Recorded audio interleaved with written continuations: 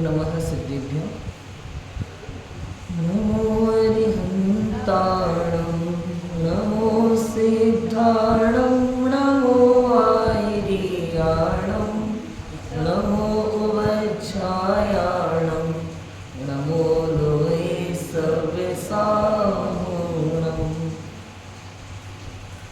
नमः श्रीवर्धमानाय निर्धूतकलिलात्मने सालोकानां त्रिलोकानां यद्विद्यादर्पणायते उत्तम क्षमा मार्दव्याज विभाव है सत्य शौच संयम तप त्याग उपाव है आकिंचन ब्रह्मचर्य धर्म दश सार है चौगति दुख ते काल मुक्ति करतार है।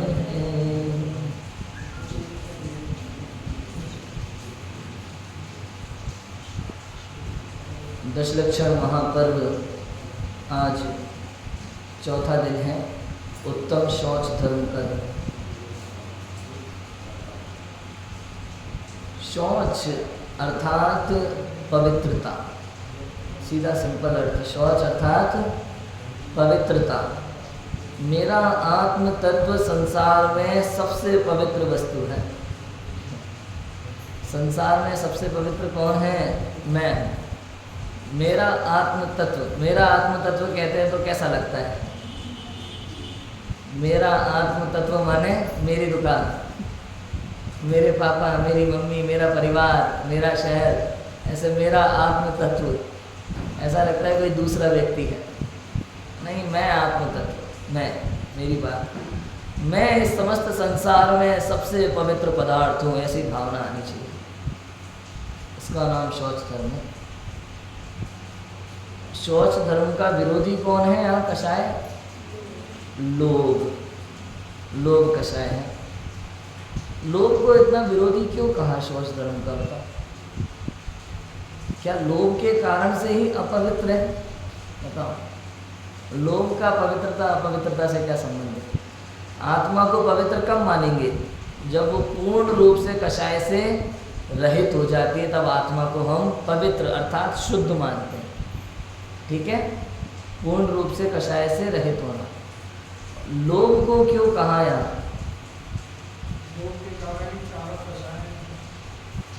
अच्छा,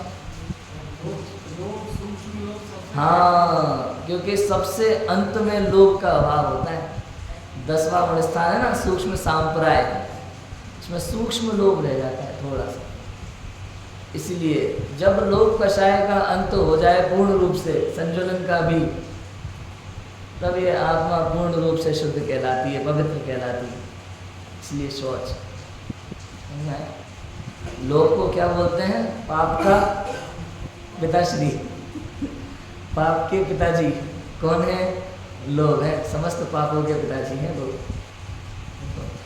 और हमें इस लोभ से बचना है। अब लोभ से बचना है तो क्या करना है बताओ? डंडा लेके लोभ के पीछे पड़ जाओ, लोभ कषाय का अंत करो। लोभ कषाय का अंत नहीं करना हमको, हमें बस अपने आत्म स्वरूप का निर्णय करना है। और जैसे ही आत्म स्वरूप का निर्णय होगा, अनुभव होगा, तो लोभ कषाय का अपने आप अंत हो जाएगा। समय पाकर के अपने आप कार्य होता है। हमें बाहर में कुछ करना ही नहीं है, कुछ भी नहीं करना। जब अपवित्रता की बात आती है, अशुचि की बात आती है, तो हम सबसे ज़्यादा शरीर को पकड़ लेते हैं। इस दुनिया में सबसे ज़्यादा अशुचि कौन है? सबसे ज़्यादा अपवित्र पदार्थ कौन है? तो ये शरीर। तो क्या करें? अब शरीर से राग करेंगे, द्वेष करेंगे? अभी तक शरीर को अच्छा मान करके उसमें एकत्व ममत्व बुद्धि करके इसमें राग कर रहे थे।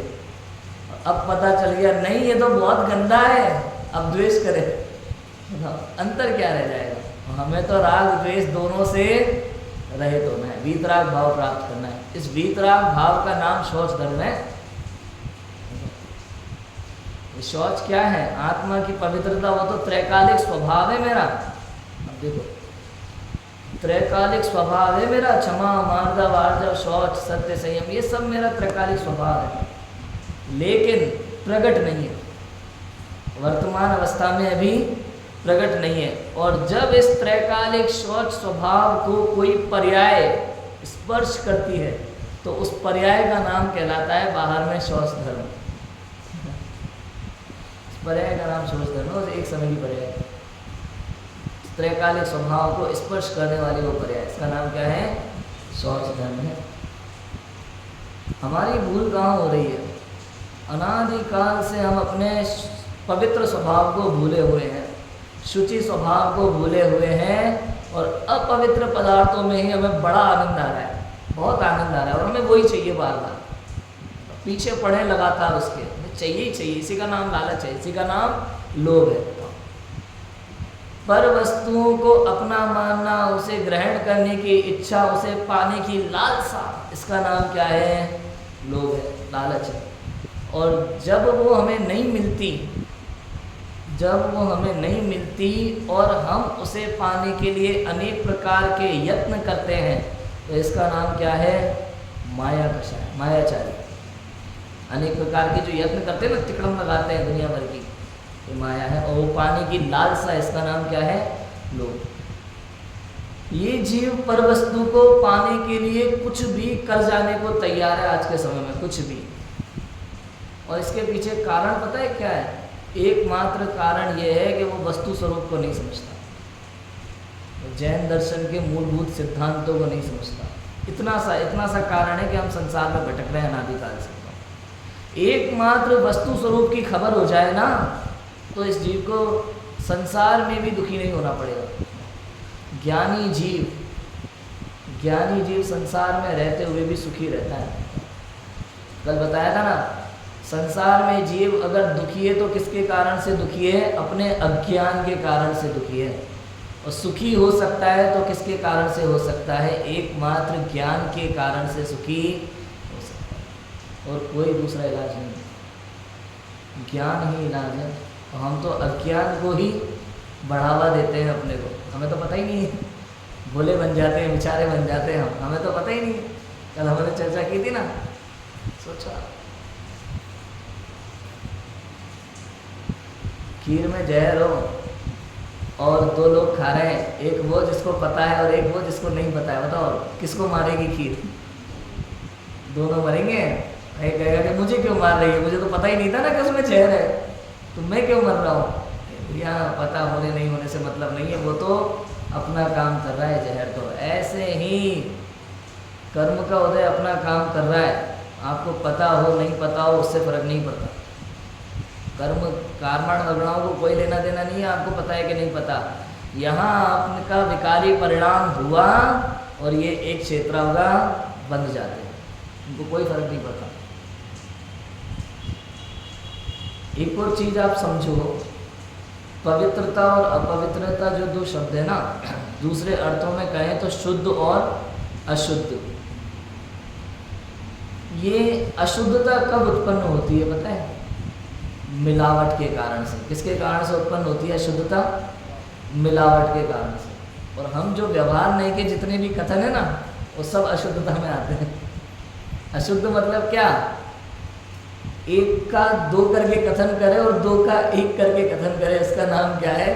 अशुद्धता है। मैं इस शरीर को ये मैं हूँ ऐसा मानता हूँ, इसका नाम क्या है? अशुद्धता है। राग आदि विकारी भाव ये सबसे अपवित्र है हमारे लिए। हमारे लिए अपवित्र क्या? शरीर क्या है? शरीर एक वस्तु है। क्या है? वस्तु है। राग करना कि द्वेष करना, ये कुछ भी नहीं करना। जो है जैसा है उसका वैसा स्वरूप जानना, बस। इसके अलावा हमें कुछ नहीं करना, कुछ भी नहीं करना हमें। जैसा है उसका वैसा स्वरूप जानना है, बस। ये जो मन में विकारी भाव उत्पन्न हो रहा है, इलाज तो इसका करना है। ये शरीर अपवित्र पदार्थ है, इसको पवित्र करने लगे कि अपने विकारी भाव का इलाज करें। बीमारी जहाँ हो इलाज वहीं होना चाहिए। बीमारी अपने अंदर में है, राग आदि विकारी भाव कहाँ उत्पन्न हो रहे हैं? मेरे अंदर उत्पन्न हो रहे हैं, और मैं इलाज कहाँ कर रहा हूँ? केवल बाहर में। बताओ, मोक्ष जाने के लिए हम क्या क्या पुरुषार्थ कर सकते हैं, क्या क्या करते हैं वर्तमान में? धर्म के लिए हम क्या क्या करते हैं, सोचो। धर्म कैसे होगा? जब जब बात धर्म की चलती है संसार में, तो हमारे मन में क्या क्या विचार आते हैं धर्म को लेकर के। सबसे पहले तो पूजा पाठ कर लो, इससे काम नहीं चल रहा है तो थोड़ा व्रत उपवास कर लो, थोड़ा बहुत त्याग नियम ले लो, यही तो धर्म है ना। पूरे संसार में धर्म को लेकर के क्या क्या विचार है, बस यही देख लो आप। जुलूस निकाल लो बढ़िया से बढ़िया, धर्म हो जाएगा। दान कर लो, एक आध मंदिर खड़े करवा दो, पंच कल्याणक करवा दो, और क्या क्या करवा ले बताओ धर्म के लिए। इसका धर्म से दूर दूर तक कोई संबंध नहीं है। धर्म क्या है? वत्थु सहावो धम्मो, वस्तु का स्वभाव धर्म है, और मेरा स्वभाव जानना देखना है। इसका निर्णय हो, इसका अनुभव हो, इसका नाम धर्म है। आपको कुछ करना ही नहीं है बाहर में। बाहर में व्रत उपवास नियम संयम करना चाहिए कि नहीं करना चाहिए? कि भाई जिसको करना चाहिए और नहीं करना चाहिए का प्रश्न उठता है ना, उसके व्रत उपवास किसी काम के नहीं। अब ये लाइन का क्या समझोगे बताओ अर्थ? करना चाहिए नहीं करना चाहिए का प्रश्न। भैया जिसके अंदर में कषाय का अभाव होता है, उसको व्रतादि के भाव सहज उत्पन्न होते हैं मन में, उसके मन में ये विकल्प नहीं आता कि करना चाहिए कि नहीं करना चाहिए। ये करना चाहिए नहीं करना चाहिए का विकल्प केवल अज्ञानियों को आता है। करना चाहिए कि नहीं करना चाहिए, क्या करना चाहिए क्या नहीं करना चाहिए, तुम बता दो तुम क्या क्या करते हो, वो भी हम भी कर लेंगे थोड़ा थोड़ा, हम भी थोड़ा सीख लेते हैं। इसका नाम धर्म नहीं। ये सब मिलावटी काम है। हम कहाँ पर द्रव्यों में लालच करते हैं ना इतना सारा दुनिया भर का। भटकने का मूल कारण तो हमारा यही है। अभी जो हमारी भूमिका है ना, हमारी इस भूमिका में समझने जैसी बात केवल इतनी सी है कि हमें दुनिया भर की प्लानिंग नहीं करनी है। समझने जैसी बात बस इतनी सी है। संसार में जो कुछ भी हम करते हैं, सांसारिक व्यवस्थाएं जो कुछ हम कर रहे हैं, ये बता रहा है कि आपको संसार अच्छा लगता है, आपको आत्मा अच्छा नहीं लगता, आपको मोक्ष मार्ग से कोई लेना देना नहीं। जब तक आपको सांसारिक व्यवस्थाओं में आनंद आता है, तब तक आपको मोक्ष मार्ग से कोई मतलब नहीं है। सीधी सिंपल बात है। सम्यक दृष्टि ज्ञानी जीव को संसारिक व्यवस्थाओं का विकल्प आता होगा कि नहीं आता होगा? सोचो आप, चक्रवर्ती ने युद्ध लड़ा, 96,000 रानियां, दुनिया भर की चीज़ें हैं। हमें केवल बाहर की चीज़ें दिखती है, अंदर का परिणाम नहीं दिखता।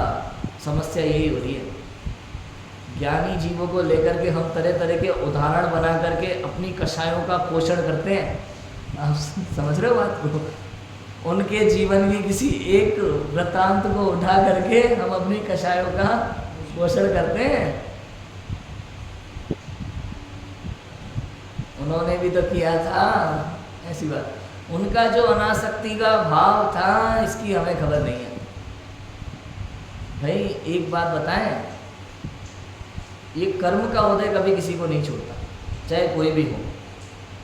चक्रवर्ती हो, अर्धचक्री हो, भले सम्यक दृष्टि हो, उनके जीवन में यदि उस संबंधी पुण्य का उदय होता है ना, यदि उनको वो मिलना है तो मिलके रहता है। और आप सोचो कि नहीं उनके जीवन में ये था, तो ये आपकी भूल है। क्यों? क्योंकि आप वो चाहते हो, पाना चाहते हो, और उनको वो मिला है, इसलिए वो भोग रहे। थोड़ा और समझें इस पुण्य को। कौन सा तीर्थंकर का जीव ये चाहता होगा कि सौदामिंद्र आकर के मेरे को लेके जाए वहां मेरू पर्वत पे और 1008 कलशों से, बड़े बड़े कलशों से मेरा अभिषेक करे? बताओ कौन से तीर्थंकर का जीव चाहता है? कोई नहीं चाहता। कौन सा तीर्थंकर का जीव चाहता होगा कि वो सौदामिंद्र आकर के मेरे अंगूठे में अमृत डाल जाए? कौन सा तीर्थंकर का जीव चाहता होगा कि मेरे लिए स्वर्ग से वस्त्र आए, स्वर्ग से भोजन की व्यवस्था हो, सारी देव लोग बच्चे बन के खेलने आए हमारे साथ? कौन सा जीव चाहता है? कोई नहीं चाहता। लेकिन समस्या ये है कि तुमने पुण्य इतना किया है कि तुम्हें भोगना तो पड़ेगा, भोगना ही पड़ेगा, इतना पुण्य है। और हम अगर उनके जीवन को देख करके सोचे कि हमारे पास भी ऐसा वैभव हो, तो हमसे बड़ा मूर्ख कोई नहीं है दुनिया में। लोभी जीव सदा दुखी रहता है और संतोषी प्राणी सदा सुखी रहता है। लोभी जीव सदा दुखी रहता है, इसकी इच्छा का कोई माप नहीं है। तृष्णा की खाई खूब भरी पर रिक्त रही वह रिक्त रही। ये और चाहता है, और चाहिए और चाहिए और चाहिए। इसको अपनी इच्छा की कोई वस्तु प्राप्त हो जाए तो ये सुखी नहीं होता, दूसरी चीज़ चाहिए। आज अपन ने विधान में पढ़ा था ना, शौच धर्म के अर्गों में क्या था, पंचेंद्रिय के विषयों की बात थी। अलग अलग अर्ग में पंचेंद्रिय के विषयों के प्रति इस जीव की लालसा, ये लोभ दशा है। इंद्रिय सुख के प्रति स्पर्शन इंद्रिय के विषय का त्याग, रसना इंद्रिय के विषय का त्याग हो, ऐसे अर्घ चढ़ाए थे हमने। पांचों इंद्रियों के विषयों के प्रति हमारी लालसा कितनी ज़्यादा है। आप देखो, सारे सुख चाहिए हमें पूरी उच्च क्वालिटी के, और हम इंद्रिय सुख में मग्न होकर के बैठे हैं। हमें ये सुख पता है क्यों अच्छे लगते हैं? ये इंद्रिय सुख हमें इसलिए अच्छे लगते हैं क्योंकि हमने आज तक अतीन्द्रिय सुख का आनंद नहीं लिया, और जिन्होंने अतीन्द्रिय सुख का आनंद लिया उन्हें इंद्रिय सुख अच्छा लगता नहीं है। ऐसा है। चींटी वाली कहानी याद है? सबने सुनी होगी। उदाहरण है छोटा सा प्यारा सा। एक चींटी थी, एक नमक के पहाड़ पे रहती थी और एक शक्कर के पहाड़ पे रहती थी। हाँ, नमक वाले के यहाँ शक्कर वाली चींटी पहुंची और उसकी बढ़िया आव भगत हुई, खातिरदारी हुई, भोजन परोसा गया। नमक के पहाड़ पे रहने वाली चींटी भोजन में क्या खिलाती?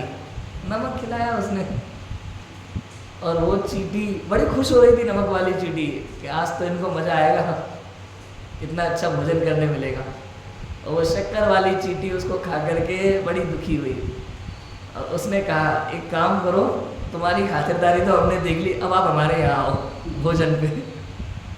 और जब वो भोजन पे गई तो नमक की एक डली दाढ़ में दबा के गई थी, तो पता नहीं क्या खाने मिलेगा वहाँ, अपने काम की चीज़ होगी कि नहीं होगी।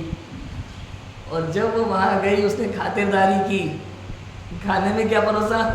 शक्कर। और जब नमक वाली चींटी ने वो शक्कर खाई तो उसको तो मज़ा ही नहीं आया, उसको वही नमक वाला स्वाद आ रहा था। उसने क्या, हमारे जैसा ही तो भोजन है, उसमें क्या है? उसने जरूर कुछ ना कुछ गड़बड़ है, तुम कुल्ला करो पहले।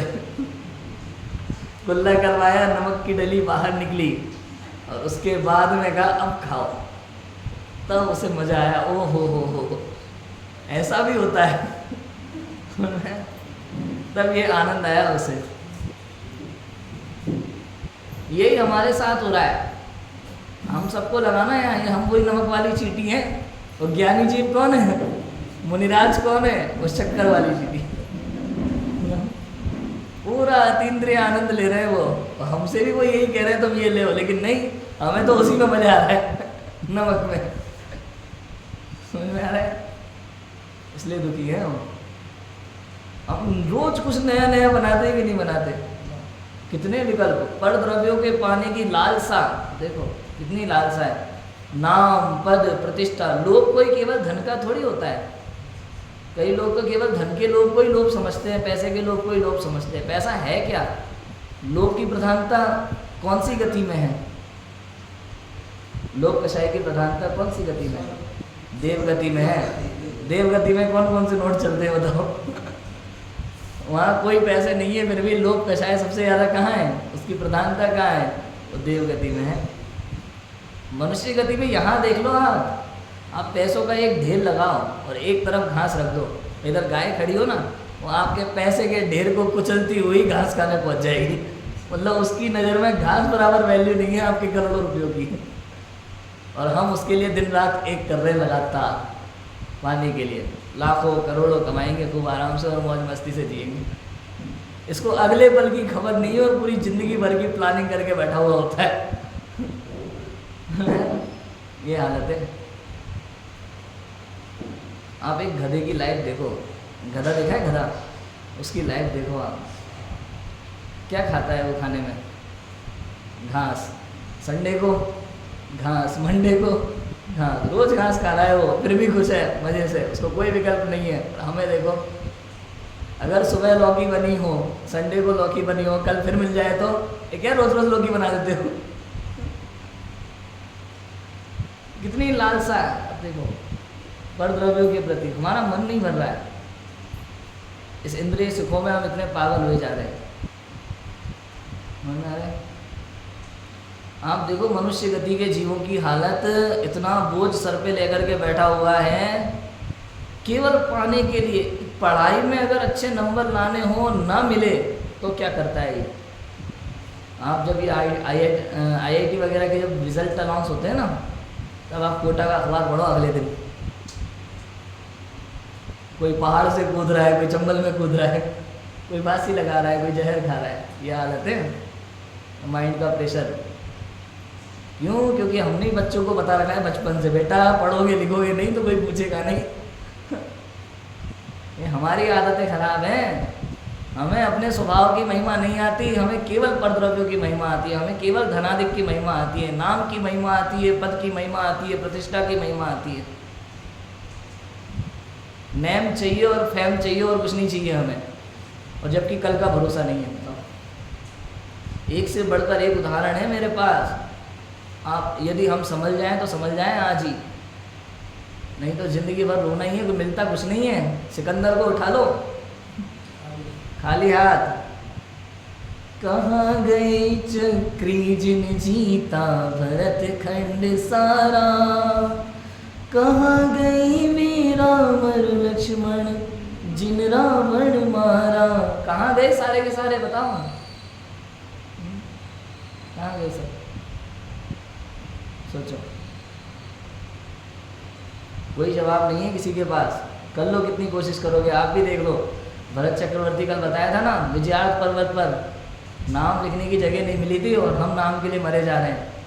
आपको कई नाम के लोग ही ऐसे मिलेंगे कहते हुए, देखो भैया, बड़े वैराग्य भाव से कहते हैं बहुत वैराग्य भाव से कहते हैं, देखो भैया जिंदगी का कोई भरोसा नहीं है, बस जीवन में कोई ऐसा काम करना है कि पूरी दुनिया याद रखे।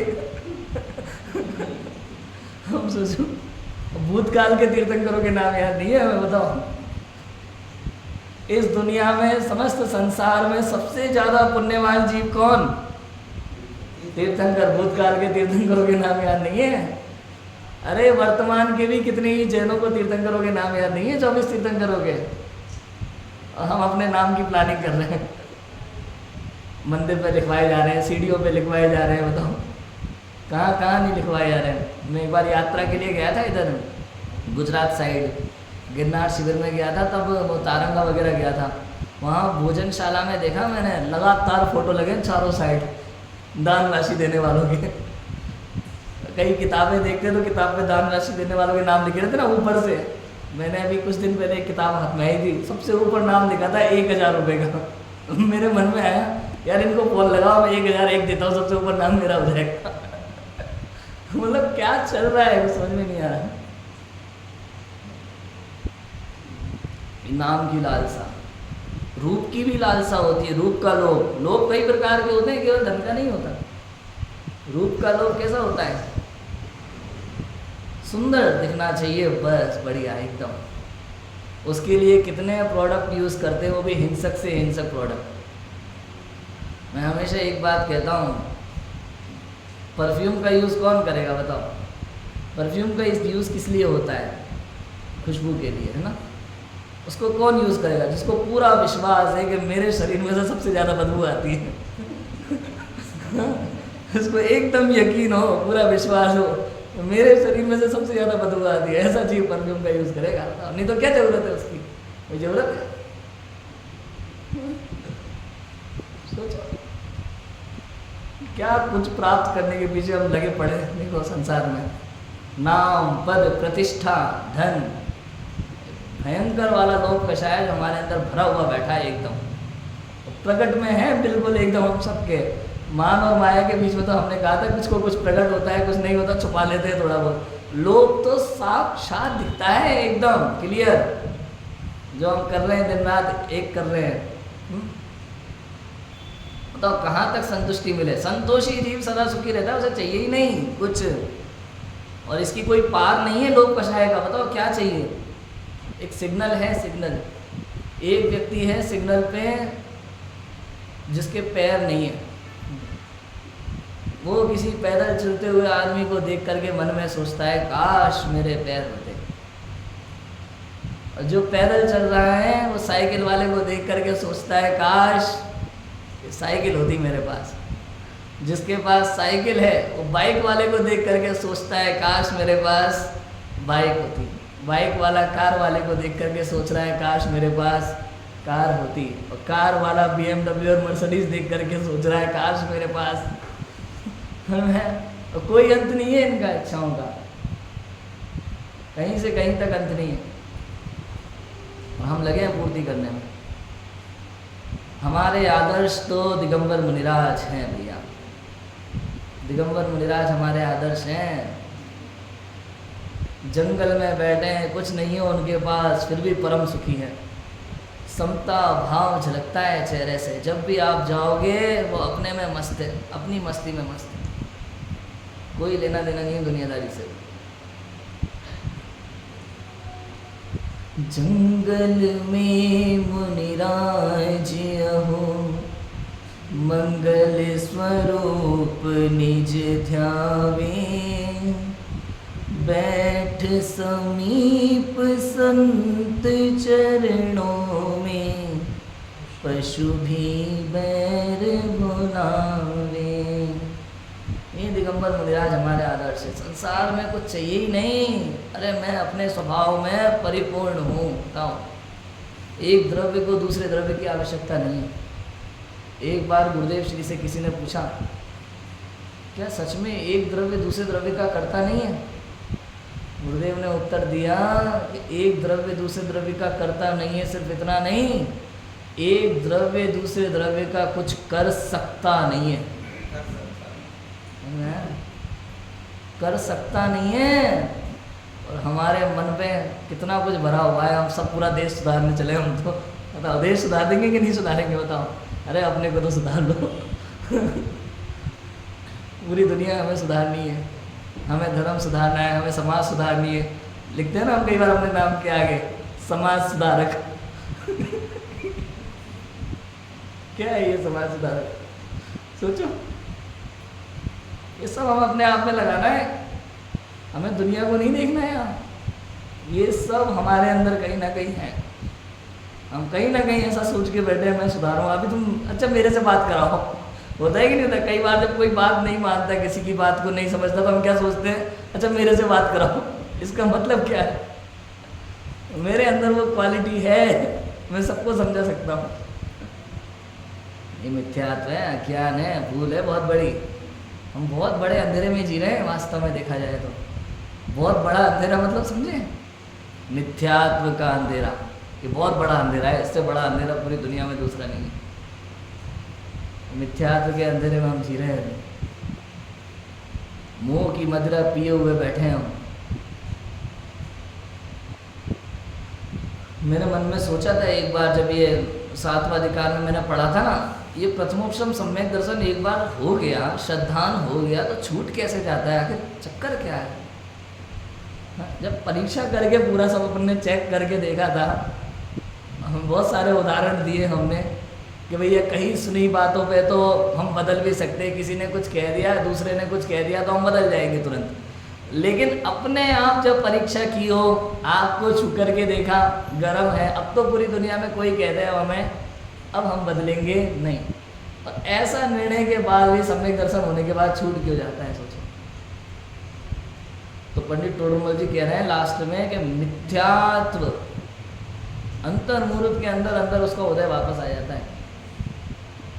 मिथ्यात्व मुख्य कारण है, प्रमुख कारण तो मिथ्यात्व मोह कर्म का उदय है, दर्शन मोह का। और हमारे लिए क्या समस्या है लौकिक में, अगर इसको समझे तो, कि जैसे हमें पूरा पक्का श्रद्धान होता है ना, ये मेरी मम्मी है, ये मेरी दीदी है, ये मेरी पत्नी है, ये मेरे भैया हैं, ये मेरे पापा हैं, ये मेरा घर है, ये मेरा परिवार है, ये गांव है, शहर है, ये कुत्ता है और ये बिल्ली है, ये सब हमें पता है अच्छे से, पूरा पक्का 100%।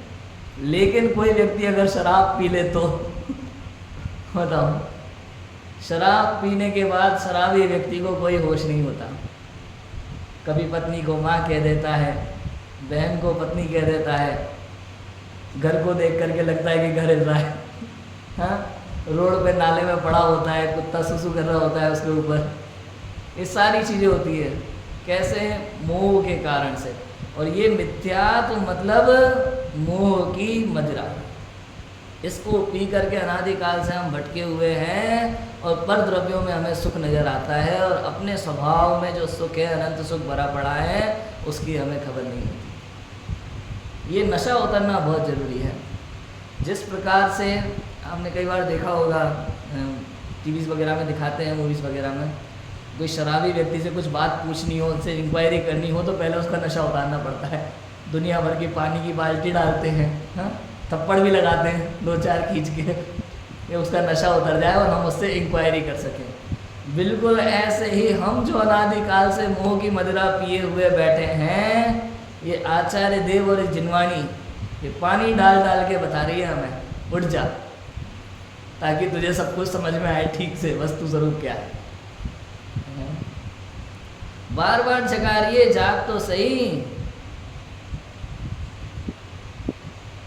जागो जागो जागो चेतन, तुम्हें जगाने को मंगल अवसर आया, देखो मार्ग बताने को। कालनादि से भटक रहा और घुमा चारों गतियाँ, ये नरभव फिर नहीं मिलेगा, नहीं मिलेगी घड़ियाँ। तू ही तो प्राणी भगवन है, चेतना लक्षण है। अपने आप को पहचानो, थोड़ा जागो, उठो उठो, देखो तो सही अपने स्वरूप में, चेतना लक्षण है। ये जो मोह की मदिरा में अचेत हुआ बैठा है ना, जिनवाणी के लिए जाग, तेरा लक्षण चेतन है, अचेतन नहीं है। समझ में आ रहा है? और जब तक मैं अपने आप को कर्मों से बंधा हुआ मानूंगा, मैला कुचला मानूंगा, हैं, मैली चादर ओढ़ के कैसे ना तुम्हारे द्वार आऊं, जब तक ये सब मान के बैठूंगा ना, तब तक सम्यक दर्शन नहीं हो सकता। अपने स्वभाव की महिमा नहीं आई। क्यों? क्योंकि वास्तव में दुनिया में ऐसा कोई कर्म नहीं है जो मुझे बांध सके। किसी कर्म की ऐसी ताकत नहीं है जो मुझे बांध सके। ये तो मेरी भूल है, मैं ही मान के बैठा हूँ, बंधा हुआ हूँ, बिल्कुल उस ऊँट की तरह।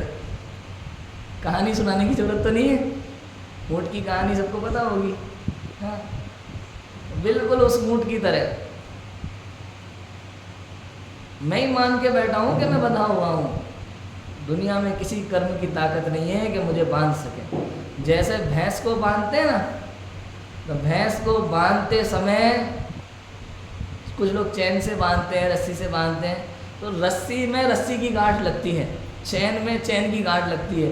कोई रस्सी और कोई चैन भैंस को बांध सकती नहीं है। ऐसे ही कर्म कर्म में रहता है, आत्मा आत्मा में रहता है। कोई कर्म आत्मा को बांधने में समर्थ नहीं है, छूता भी नहीं है, कर्म टच भी नहीं कर रहा, कर ही नहीं सकता। क्यों? क्यों? तो मैं तो अरूपी हूँ ना, मैं तो अरूपी हूँ। कोई कर्म में ताकत नहीं है कि मुझे छू भी ले। ये तो हम हैं, हम ही मान के बैठे हैं, कर्म ने मुझे जकड़ रखा है, बांध के रखा हुआ है। हम दुखी हो रहे हैं, खुद ही अपने कारण से दुखी हैं। बताओ, मैं अपने कारण से दुखी हूँ कि संसार के कारण से दुखी हूँ? अपने कारण से दुखी है हम, और हम हमेशा दूसरे पर आरोप लगाने के लिए तैयार बैठे हैं। बताओ, अरे इसकी वजह से ऐसा हो गया, नहीं तो मेरा काम तो बन ही रहा था। कितनी जल्दी आरोप लगाने को हम तैयार रहते हैं। बताओ, दुनिया में ऐसा कोई नहीं है जो मेरा कोई भी काम बिगाड़ सके। किसी में ताकत नहीं है मेरे बनते हुए कार्य को बिगाड़ने की। यदि मेरी ही भूल ना हो, मेरी भूल के कारण से वो कर्म बंद ना हो और उस कर्म का उदय ना हो, तो इंद्र और जिनेंद्र भी मेरे काम को बिगाड़ने में समर्थ नहीं। किसी में ताकत नहीं है। सोचो, और बिल्कुल, और आरोप लगाने के नाम में हम भगवान को नहीं छोड़ते। मारीची को देख लो आप, मारीची को, नहीं मारीची हमें मिला एक दिन, प्रथमा योग की कहानी पढ़ते ना, हमें तो ऐसा ही लगता है ऐसे बिल्कुल पूरी घटना हमारे सामने चल रही है। तो एक दिन मारीची से मुलाकात हो गई चलते चलते, तो उससे पूछ लिया हमने, भाई तुमने इतना बवंडर क्यों खड़ा करा, ये बताओ तुम्हें क्या समस्या थी? 24वां तीर्थंकर बनना था तो कोई बात। अरे ऐसे कैसे, उनने ये वाली लाइन बोल कैसे दी कि मैं 24वां बनूंगा? सारी गलती उनके, तुम उन्हें समझाओ। सारी गलती किसकी? आदिनाथ भगवान की। चल ठीक है, चलो उन्होंने बोल दिया तो तुम शांति से घर पे बैठ जाते, तुम्हें पसंद नहीं था तुम मत सुनते अपने घर में। ऐसे कैसे? 363 मिथ्या मत चलाए। अब बताओ, अब ये गलती मारीची की है कि आदिनाथ की, जो उनने वस्तु स्वरूप बताया? और ये सब हमारे साथ हो रहा है, ये रोज की बात है हमारे जीवन में। कुछ भी चीज हो जाए दूसरे पर आरोप लगाने के लिए हम एकदम तैयार बैठे होते हैं। बताओ, घर में कुछ गड़बड़ हो जाए तो गलती किसकी होती है? नौकर की होती है कि नहीं होती हमेशा? जब हम गाड़ी से चल रहे होते हैं और गाड़ी टकरा जाता है, गलती किसकी होती है? अपनी होती है कभी? सोचो, जब गाड़ी से हम जा रहे हो और गाड़ी टकरा जाए तो गलती सदैव किसकी? सामने वाले की। ये रोज की बात है हमारे जीवन में, और इसी कारण से हम दुखी है। क्यों? क्योंकि हम वस्तु स्वरूप नहीं समझ पा रहे। ये सारी बहुत स्थूल बातें हैं जो मैं बता रहा हूँ, जो हमें समझ में नहीं आती, पकड़ में, हमें नहीं मालूम कि इस बात का इतना बड़ा मतलब निकल रहा है। देखो, हमें पता ही नहीं चल रहा कि इन बातों का इतना बड़ा मतलब निकल रहा है। और ऐसा है, वस्तु स्वरूप को न समझ करके हम अनादिकाल से दुखी होते आ रहे हैं और दुखी होते रहेंगे। और अगर तुम्हें सुखी होना है, अगर हमें सुखी होना है, तो एकमात्र उपाय है वस्तु स्वरूप की सच्ची समझ। इतना है बस, और कुछ नहीं है। 6 द्रव्यों की सच्ची समझ कर लो, 7 तत्वों की सच्ची समझ कर लो, इतना है बस, और कुछ नहीं करना। ये वस्तु ऐसी है, उसका वैसा श्रद्धान। और क्या है सम्यक दर्शन? और है क्या? सुमत प्रकाश जी वैसा बोलते हैं ना, सम्यक दर्शन कितना सरल है। चाय बनाने से भी ज़्यादा सरल काम है सम्यक दर्शन करना। अपने सुमत प्रकाश जी वैसा बोलते हैं। क्यों? क्योंकि चाय बनाने के लिए दुनिया भर का सामान चाहिए। आपको वो चायदान चाहिए, शक्कर चाहिए, पत्ती चाहिए, दूध चाहिए, और सारी चीज़ें होने के बाद भी अगर माचिस नहीं है तो, लाइटर नहीं है तो, चाय बनाने से भी सरल। सम्यक दर्शन के लिए कुछ नहीं चाहिए, आप चुपचाप बैठ जाओ एक कोने में शांति से एकांत में और तत्व विचार करो, बस इतना ही कहा ना, इतना ही है। तत्व विचार ही तो करना है, इसके बाद तो सब अपने आप होता रहेगा। भले शास्त्र में बहुत वर्णन है सूक्ष्मता से, पंचलब्धि का वर्णन दिया भैया आचार्यों ने, लब्धि सार है पूरा का पूरा, इतना मोटा ग्रंथ, नैमिचंद्र सिद्धांत चक्रवर्ती आचार्य का लिखा हुआ, इतना मोटा ग्रंथ है लब्धि सार, केवल पंचलब्धि के ऊपर। और सच ये है कि आपको पंचलब्धि के बारे में कुछ पता नहीं हो तो भी सम्यक दर्शन हो सकता है आपको। सत्य ही है, गजब की बात है। देखो मतलब क्या है ये पंचलब्धि, क्या है? ये रास्ते में होने वाली घटनाएं हैं और कुछ नहीं है। बस आपको बस तत्व विचार करना है, पंचलब्धि के बारे में जानो नहीं जानो तो भी वो होंगी आपके जीवन में, और सम्यक दर्शन होगा। पंचलब्धि पूर्वक ही होगा, उसके बिना नहीं होगा। लेकिन आप उसके बारे में डिटेल में जानते हो नहीं जानते, उससे कोई लेना देना नहीं है। बिल्कुल वैसे ही है, मैंने बताया था ना उस दिन, जैसे मान लो परीक्षी भाई साहब ने मुझे जीटी में बिठा दिया। अब मुझे ज़रूरी नहीं है रास्ते में कौन कौन से स्टेशन पड़ रहे हैं, मैं ऊपर जाके सो जाऊँगा अपनी सीट पे, और अगले दिन सुबह चेन्नई मुझे पहुँचना है। बताओ, मुझे ज़रूरी है जानना कि कौन कौन से स्टेशन पड़ने वाले हैं रास्ते में? कुछ नहीं करना, बिल्कुल वैसे ऐसा ही समझो। भोजन करना होगा ना, भोजन, अपन ने भोजन हाथ में लेकर यहाँ मुख में भोजन रखा, ठीक है, उसके बाद अंदर उसमें क्या क्या प्रोसेस चल रही होती है ये आप जानते हो कि नहीं जानते, उससे फ़र्क नहीं पड़ता, काम अपने आप होता है। बहुत सारे लोग ऐसा सोचते हैं, अरे ऐसे कैसे यार, ऑटोमेटिक कैसे हो जाएगा, अपने आप हो जाएगा बिना कुछ किए। ये बहुत बड़ी खतरनाक बात है। ये प्रश्न हर किसी को सता रहा है, कोई स्वीकार करने को तैयार नहीं है कि अपने आप हो सकता है। अभी ये तो गुरुदेव ने हमें इतनी बढ़िया बातें बता दी हैं, इस दृष्टि से समझा दिया है कि हमारे गले उतरने लगी है बातें। नहीं तो इन बातों को पचाना हंसी खेल नहीं है। ये शेरनी का दूध है जो सोने के पात्र में ठहरता है। वो पात्रता चाहिए इसको पचाने के लिए। अपने आप हो जाता है, हाँ अपने आप हो जाता है। कैसे हो जाता है अपने आप? बिल्कुल वैसे जैसे मुंह में भोजन करते हो और अपने आप पच जाता है बिना कुछ किए। बिल्कुल वैसे अपने आप सब होती रहती है घटनाएं, कर्मों में उथल पुथल मचली। तो मैं कुछ करना ही नहीं है, आपको तो बस वेद विज्ञान करना है, स्व और पर का निर्णय करना है। ये मैं हूँ, ये मैं नहीं हूँ, ऐसा चिंतन, इसका निर्णय और अनुभव अपने आप होगा। अनुभव किसे कहते हैं? ये सब पवित्रता है भैया। जब तक आप कर्म से बंधे हो तब तक अपवित्रता है, इससे रहित हो गए तो पवित्र। द्वित्व है तो अपवित्रता, एकत्व है तो पवित्र। इतना सा है। हाँ, लोक में सबसे सुंदर मैं ही तो हूँ। खनियादाना शिविर में संजीव जीवन ने एक गाथा ली थी और हमें बड़ा मजा आया था इसको सुन के। और हम मजाक में एक दूसरे से बोलते थे, हैं लोक में सब सुंदर है। सब सुंदर हो तो ये लोक में सब सुंदर है, आप भी सुंदर हो, कोई गड़बड़ की बात नहीं। ऐसे हम लोग याद हो जाती है, ऐसे मस्ती मस्ती में गाथाओं का भाव याद हो जाता है। तो ये अनुभव क्या है? बड़ा अच्छा छंद लिखा नाटक समय सार में बनारसी दास जी ने, पंडित टोडरमल जी ने भी रहस्यपूर्ण चिट्ठी में उसे लिया। बहुत प्यारा छंद है। वस्तु विचारत ध्यावते मन पावे विश्राम, रस स्वादत सुख उपजे अनुभवया को नाम। वस्तु विचारत ध्यावते, आप वस्तु का जितना विचार कर सकते हो कर लो। ये प्रथम भूमिका बस इतनी, सबसे पहले यही करना है, मतलब और कुछ है ही नहीं। अब बताओ, सम्यक दर्शन के लिए, अनुभव के लिए कितनी बातें लिखी। रोज मंदिर जाओ, 4 पूजा करो, हाँ क्या लिखा है? व्रत करो, उपवास करो, आलू छोड़ो, रात्रि भोजन छोड़ो, क्या क्या लिखा बताओ? कुछ नहीं लिखा। उन्होंने क्या लिखा? शुरुआत कहाँ से की? वस्तु विचारत ध्यावते। पहली स्टेज ये है, सबसे पहले आप वस्तु स्वरूप का विचार करो। ये ऐसा है, ये ऐसा है, ये लक्षण से इसका पता चलेगा। ये अभी इसकी चर्चा आएगी मोक्ष मार्ग प्रकाश में, वो तो अपन सुबह लेंगे। वस्तु स्वरूप विचारते, वस्तु विचारत ध्यावते मन पावे विश्राम।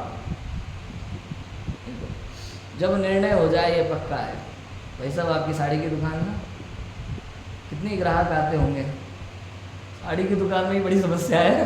कुछ लेडीज तो कई बार ऐसा होता है कि आई साड़ी की दुकान में बैठी और थोड़ी देर बाद भाई साहब ने पूछा पसंद नहीं आई। अरे नहीं, मैं तो सब्जी लेने निकली थी, वो आवाज़ आ रही थी। ऐसा भी होता है क्यों भाई साहब?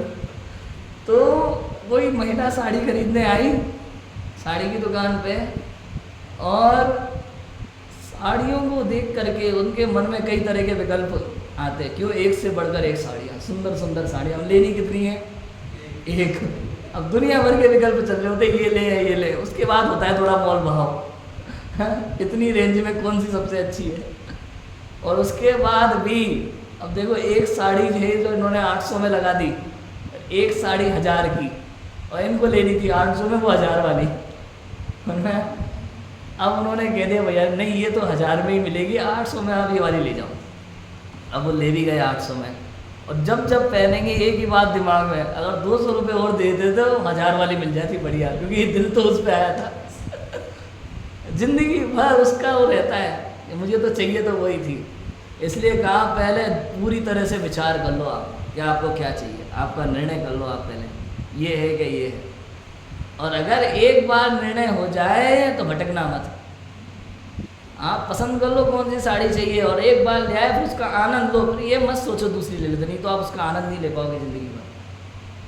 ऐसे ही वस्तु स्वरूप का निर्णय कर लो, खूब विचार करो, कोई मना नहीं है। पहले आप दुनिया जितना चाहो विचार करो, जल्दबाजी में निर्णय मत करना। ये भी कह रहे हैं आचार्य देव। क्या कहते हैं आचार्य देव? जल्दबाजी में निर्णय मत करना, गलत निर्णय कर लिया तो लेने के देने पड़ जाएंगे। अनंत सुख के चक्कर में अनंत दुख पालोगे। गलत निर्णय मत कर लेना। संसार का अभाव करना था, अनंत संसारी हो सकते हैं गलत निर्णय में, जरा से गलत निर्णय में। इसलिए पहले खूब बारंबार विचार करके, परीक्षा करके निर्णय करो। उसके बाद वस्तु विचारत ध्यावते मन पावे विश्राम। ये जो जितने भी विकल्प उमड़ते हैं कहाँ उमड़ते हैं? मन में। और निर्णय कौन करता है? ज्ञान। निर्णय कौन करता है? शुद्ध ज्ञान। और विकल्प कहाँ उमड़ते हैं? मन में। मन में, ठीक है। मन को क्या दिया? विश्राम। वस्तु विचारत ध्यावते मन पावे विश्राम और रस स्वादत सुख उपजे। मन को जैसे विश्राम मिल गया ना, विकल्प हो गए खत्म, विकल्पों को सबको खत्म कर दिया। उसके बाद विकल्प खत्म होते तो दशा कौन सी हो गई? निर्विकल्प। और फिर क्या है? रस। फिर रस उमड़ता है। रस स्वादत सुख उपजे अनुभव या को, इसका नाम अनुभव है। कितना ईजी है। हम लोगों को कई बार ऐसा लगता है बहुत सूक्ष्म है, बहुत सूक्ष्म में कुछ भी नहीं है। बताओ चारों अनुयोगों में सबसे सूक्ष्म कौन है? द्रव्य नियोग। कौन सा अनुयोग सबसे सूक्ष्म है? कहते हैं ना भाई समय सार की चर्चा सबसे उत्कृष्ट चर्चा, हमको तो समझ में ही नहीं आएगी। नहीं भैया, सबसे स्थूल है समय सार। सूक्ष्म कथन कहाँ होते हैं? कर्णानुयोग में। सूक्ष्म कथन कर्णानुयोग में है। द्रव्यानुयोग तो बहुत स्थूल है। ये मैं हूँ, ये मैं नहीं हूँ, इतने तो समझना है। लक्षण और निर्देश तो दिए हुए, बताओ सारी पहचान तो दी है आपको जिनवाणी ने। आपको तो खाली निर्णय करना है, थोड़ी सी परीक्षा ही तो करनी है, और करना क्या है? इतना इजी है। लेकिन फिर भी ये सब समझने के बाद भी, पढ़ने के बाद भी, लिखने के बाद भी, डायरियों में नोट्स बनाने के बाद भी गुरुदेव के प्रवचनों के लिखे होंगे बहुत सारे लोगों के पास। हमारे पास भी 2-2, 3-3 डायरियाँ भरी रखी हैं गुरुदेव के प्रवचन के नोट्स पॉइंट नोट कर करके। लेकिन फिर भी हमें आज भी बाहर में आनंद आ रहा है। ये हमारा भाग्य है। अब देखो, अभी तक वो काम हुआ ही नहीं है। अभी तक हमें बाहर में रस आ रहा है। लालसा, पर द्रव्यों को पाने की लालसा, नाम पद प्रतिष्ठा की लालसा, अभी तक हम इसके पीछे भागे जा रहे हैं। अच्छा, हमें जब सत्य समझ में आ गया, जिनवाणी ने हमें सत्य बता दिया, उसके बाद भी हम जब किसी को उपदेश देते, अपने बच्चों को उपदेश देंगे तो क्या देंगे बताओ?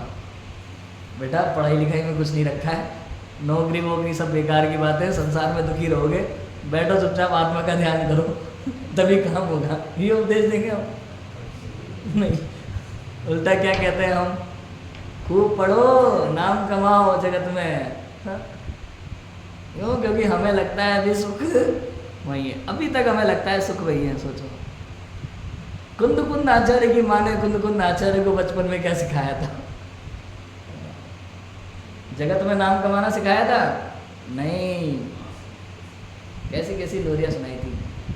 तू ही शुद्ध है, तू ही बुद्ध है, तू ही गुण अनंत की खान है, सुन चेतना अब जागना, सुन चेतना अब जागना। ये लोरियां सुनाई थी। बताओ, हमारे भाव आते हैं ऐसे? डरो लग जाता है कई लोगों तो, मुनि दीक्षा नहीं लेते गड़बड़ हो जाएगी, ऐसा भी होता है।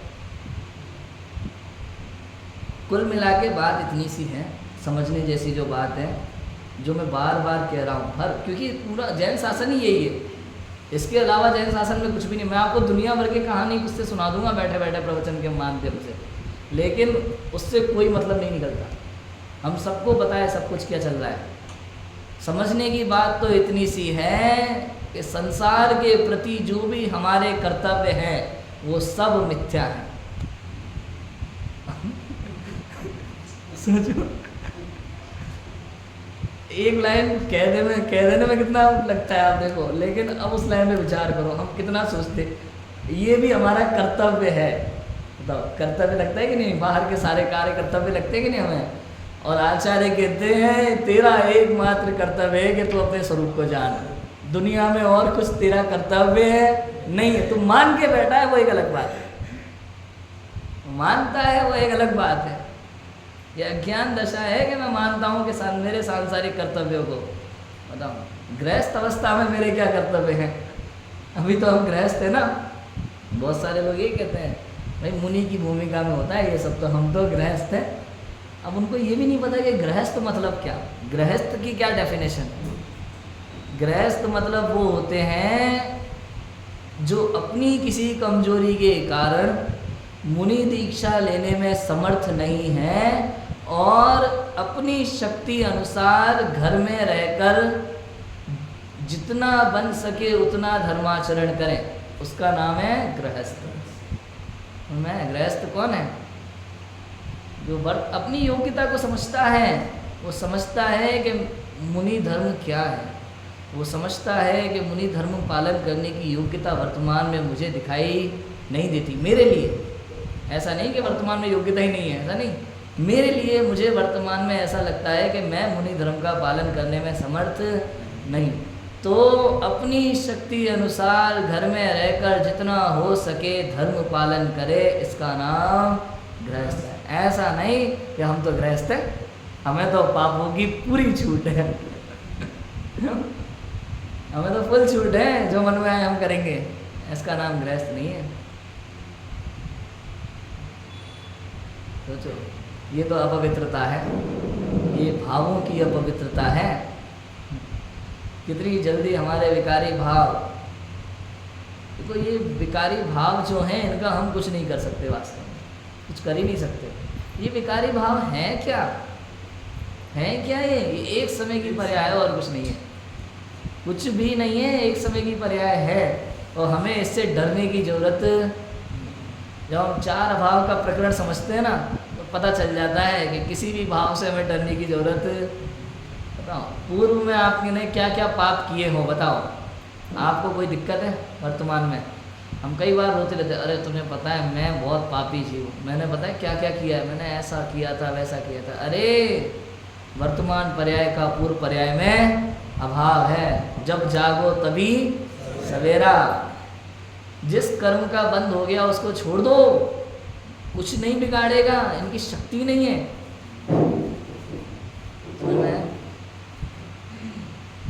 जब ये कर्म का बंद होता है ना, जैसे दर्शन मोहनीय का 70 कोड़ा कोड़ी सागर उत्कृष्ट, चारित्र मोहनीय का 40 कोड़ा कोड़ी है ना, और ये ज्ञानावरण दर्शनावरण अंतराय वेदनीय 30 कोड़ा कोड़ी कुछ है।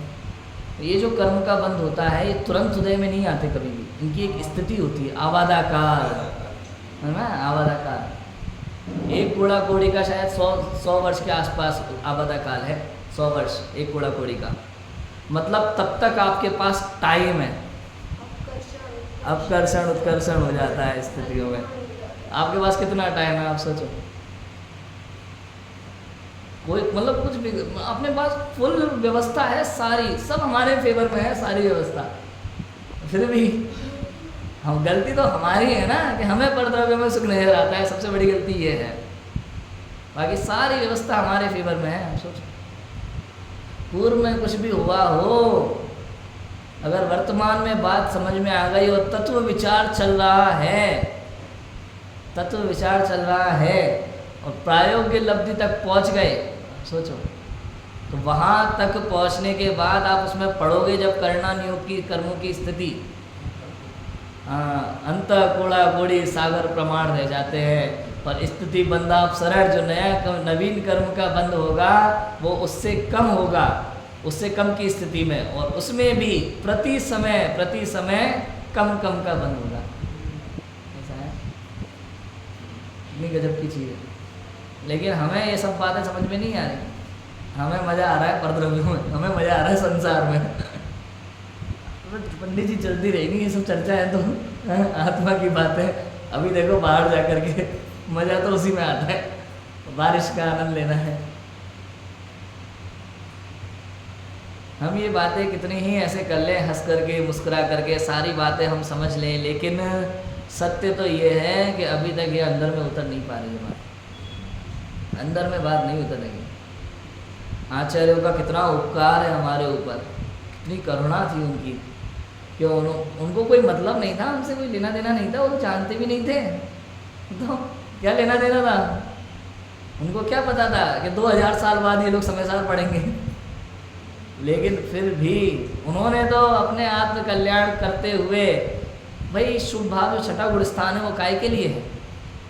अगर वो छठा गुण स्थान में मुनि के भाव वापस वो शुद्धोपयोग में जाने वाले नहीं हो तो गुण स्थान गिर सकता है ना? उनको बार बार वही भाव, मतलब शुद्धोपयोग से शुभोपयोग की दशा में आने के बाद भी बार बार शुद्धोपयोग में जाने का भाव। इसलिए तो कहा कि भोग भी निर्जरा के कारण है ज्ञानियों के। क्यों? क्योंकि हमारे जो भोग होते हैं वो आसक्ति सहित होते हैं, और उनके जो भोग होते हैं वो मुनिराज आहार किस लिए करते हैं बताओ? शरीर की स्थिति के लिए। सोचो, शरीर की स्थिति के लिए? बिल्कुल नहीं, शरीर की स्थिति के लिए आहार नहीं करते मुनिराज। बताओ, मतलब एक एक बातों में कितनी गहराई है, हम तो अभी समझ ही नहीं पा रहे जिनवाणी की बातों को। शास्त्र क्या कहना चाहते हैं, जिनवाणी क्या कहना चाहती है, हमें बस बाहर की चीज़ें दिखाई दे रही हैं, अंदर के आनंद की तो कोई खबर ही नहीं है। कैसे महिमा आएगी, कैसे शौच धर्म प्रकट होगा बताओ? पर द्रव्यों के प्रति जब इतनी लालसा का भाव है तो शौच धर्म प्रकट होने वाला नहीं है। बताओ, शौच धर्म प्रकट करने के लिए क्या करें? पर द्रव्यों के प्रति लालसा कम करें। हो सकती है, हाँ, पर द्रव्य के प्रति लालसा कम करने जाओगे, लालच कम करने जाओगे तो लालच कम होगा नहीं। अपने स्वरूप का विचार करो, अपने स्वरूप का अनुभव करो, अपने स्वरूप का निर्णय करो, लीन हो जाओ। और जब ये जीव अपने स्वरूप में लीन हो जाता है तो अपने आप कषाय झड़ने लगती है। हम सभी जीव भी तत्व विचार पूर्वक स्व और पर का निर्णय करें और अपने परम पवित्र आत्मा को समझ करके, निर्णय करके, अनुभव करके और उस आत्मा के आनंद में लीन हो जाए और हम सभी को शौच धर्म प्रकट हो। इसी मंगल भावना से भी की बात को विराम देते। ओम नमः शिवाय। 2 मिनट क्यों? विजय भाई का बता दीजिए। हाँ, मुझे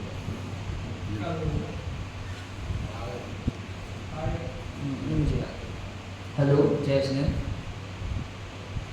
देखिए, कल शाम को एक विशेष कार्यक्रम है प्रवचन के बाद। आप स्वयं भी आए और अपने आसपास के लोगों को भी बताएं।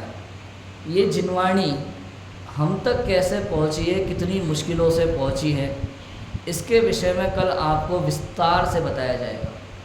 किस प्रकार से आचार्यों ने जंगल में ताड़ पत्रों पर जिनवाणी की रचना की, उसके बाद प्राकृतिक आपदाओं से मुगल शासक शंकराचार्य आदियों के आक्रमण के बाद, शास्त्रों की होली खेली जाने के बाद भी किस प्रकार श्रावकों ने उन शास्त्रों की सुरक्षा की और वो ताड़पत्र कैसे प्रतिलिपियां बनाई जाती थी श्रावकों द्वारा, कैसे दूसरे आचार्यों तक पहुंचती थी, उसके बाद किस प्रकार वो सुरक्षित आगे आई। जब कागज़ का आविष्कार हुआ, फिर वो हस्तलिखित ग्रंथों में आने लगी, कागज़ में लिखी जाने लगी। उसके बाद में जब प्रिंटिंग हुई, सबसे पहले शखंडागम ग्रंथ कहाँ प्रकाशित हुआ? विदिशा नगरी में।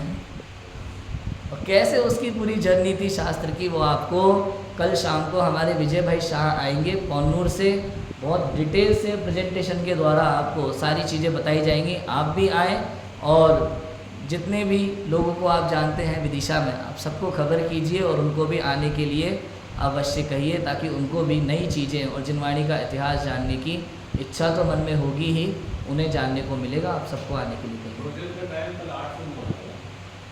8 से 9 प्रवचन का टाइम। प्रवचन का टाइम कल 8 से 9 रहेगा। बारिश भले आए या ना आए, आप समय पर आए।